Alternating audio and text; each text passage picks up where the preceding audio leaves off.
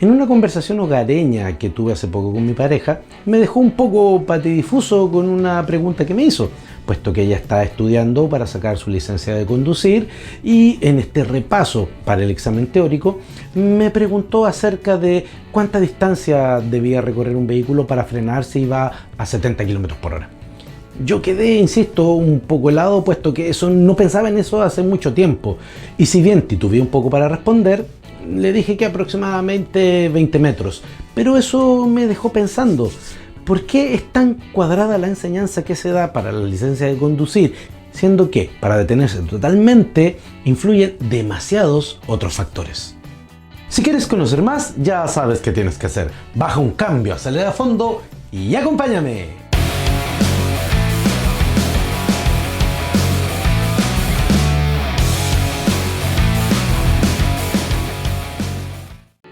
La distancia de detención total o distancia de frenado total se divide en dos factores: la distancia de reacción y la distancia de frenado.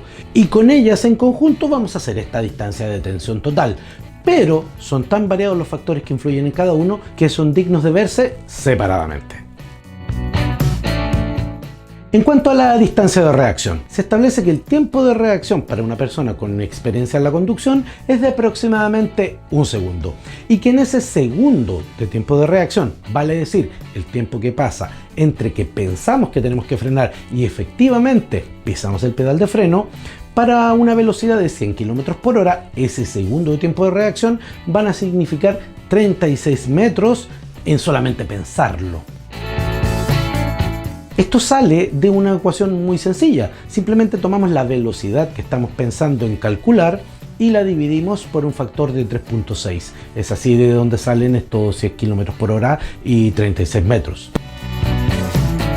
Pero si le damos una segunda vuelta de tuerca, el tiempo de reacción no es muy estandarizable que digamos, puesto que este segundo está establecido para personas con experiencia. Pero ¿qué tal si esta persona está aprendiendo a conducir o está en sus primeras fases de conducción? Va a ser un tiempo más largo que va a redundar en una distancia más larga. Y si vamos a los factores externos a nuestra experiencia de conducción, nos podemos encontrar cosas como lo cansado que estemos conduciendo, lo preocupado que estemos ese día, el nivel de alcohol en la sangre o lo que nos esté distrayendo de la conducción. De estos factores, los que son más controlables son precisamente lo que nos distrae de la conducción, puesto que esto se reduce a conversar con la persona que tenemos al costado, entusiasmarnos mucho con alguna música que estemos escuchando en la radio o estar atento a todo lo que pasa en nuestro teléfono. Para ello solamente es necesario dejar de concentrarse en eso y concentrarse en lo que está pasando enfrente del vehículo. El otro factor también bastante manejable es el grado de alcohol en la sangre, puesto que ya se ha tomado muchísima responsabilidad que consumir alcohol disminuye mucho los tiempos de reacción. El mundo se mueve más lento cuando hay mucho alcohol en la sangre. Pero el factor que más perjudica al tiempo de reacción y que increíblemente es el que más se repite en accidentes de tránsito relacionados con no frenar a tiempo es el cansancio.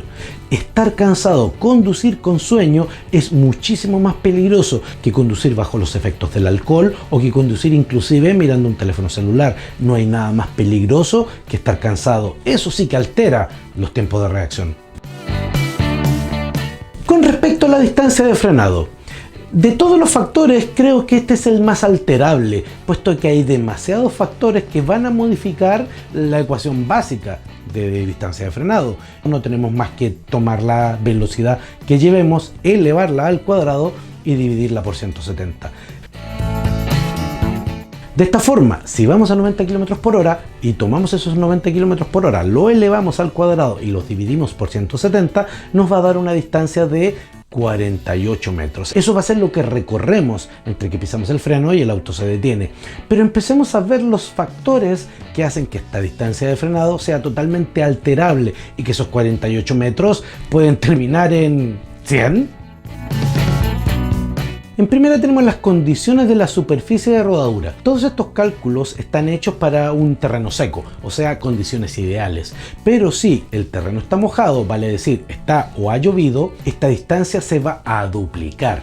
Para momentos de escarcha con fríos intensos, cuando ya se forma hielo sobre la superficie de rodado, ahí sí que tenemos problemas, puesto que la distancia de frenado va a factorizarse por 10. Van a ser 10 veces más lo que demoremos en distancia en frenar. Si tomamos en cuenta el ejemplo que di hace un poco en el cálculo de los 48 metros, esto significaría que al frenar en hielo esos 48 metros fácilmente se pueden transformar en casi medio kilómetro de recorrido hasta detenerse totalmente.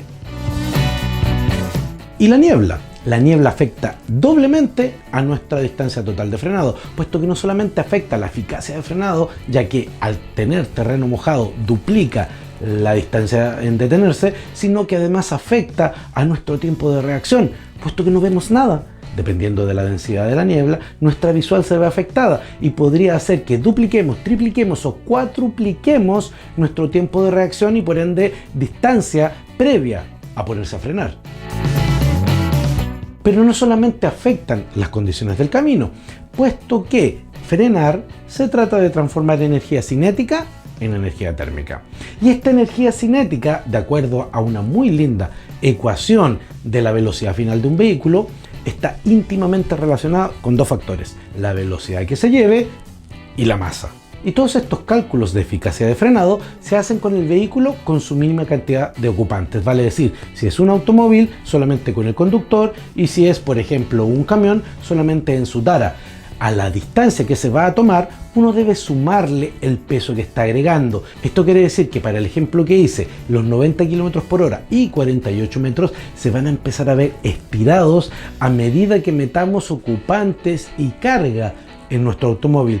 Cada vez va a ir tomando más porque tenemos más energía cinética que disipar y nuestros frenos deben trabajar mucho más exigidos. Las carreteras tienen una velocidad máxima principalmente por las curvas que pueden presentar. La fuerza centrífuga en frenado, y aquí va una muy buena recomendación: por favor no frenen bruscamente cuando vayan en una curva. Si hacemos esta detención brusca cuando nosotros vamos en una curva, toda esta distancia de frenado no solamente se va a ver afectada por la energía cinética que traigamos, sino que esta se va a ver incrementada por la fuerza centrífuga que describe la curva que estemos tomando. Esto va a hacer que si la curva es demasiado cerrada, nuestro vehículo va a tender a salirse de la curva, y si estamos en una curva en una montaña, cerro o con algún tipo de barranco, va a significar un desbarrancamiento.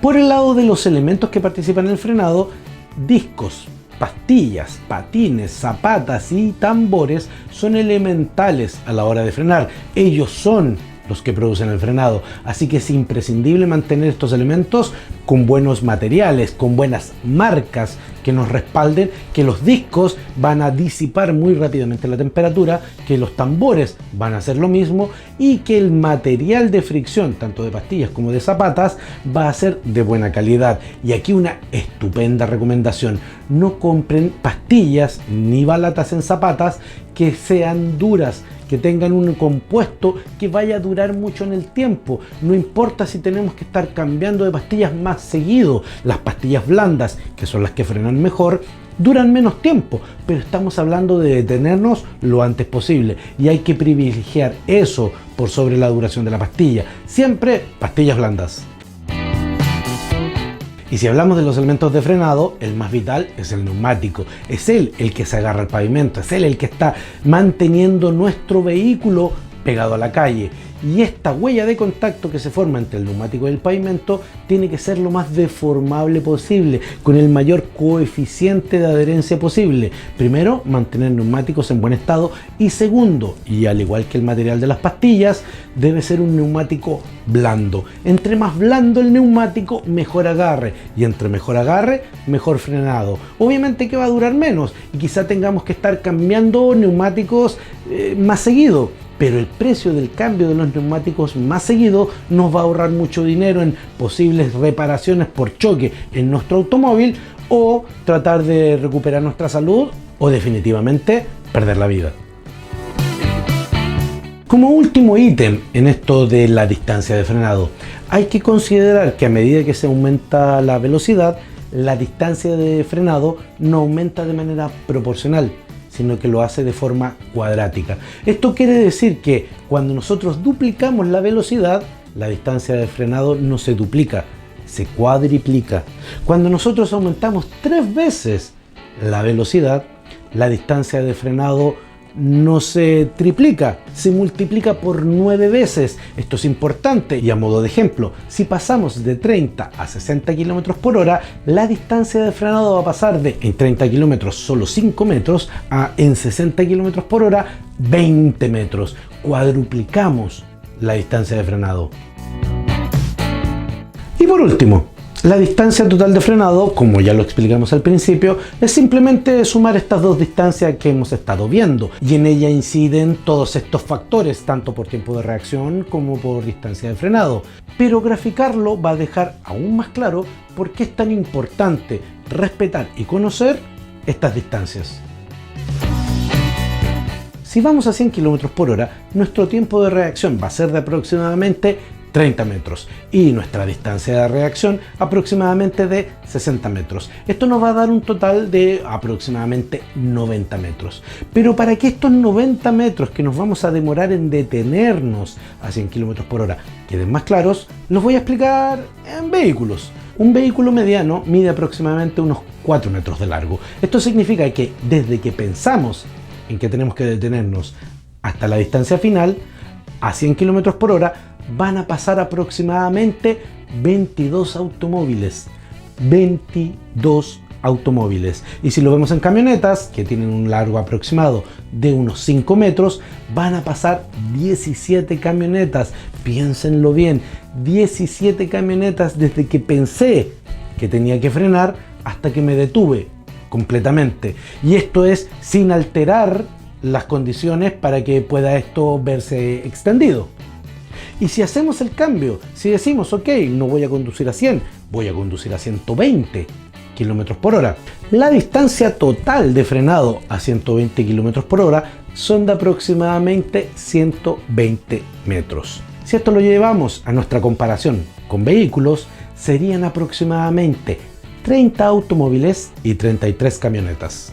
Esta perspectiva nos dice una y solo una cosa: a medida que vamos ganando velocidad, ya sea en circuito urbano o en carretera, debemos ir cuidando y respetando nuestras distancias con el vehículo que nos precede, puesto que nuestras distancias de frenado van a ir en aumento. Y lamentablemente el conducir muy pegados al vehículo que nos antecede es una muy mala costumbre, y de ahí vienen estos accidentes de colisiones múltiples, a veces hasta 20 o 30 vehículos con choque en carambola, que a veces vemos nosotros mismos en carretera o a través de un noticiero.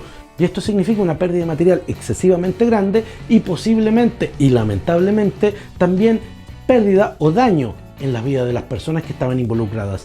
Así que concientízate de la distancia de frenado, compréndela y toma tus resguardos.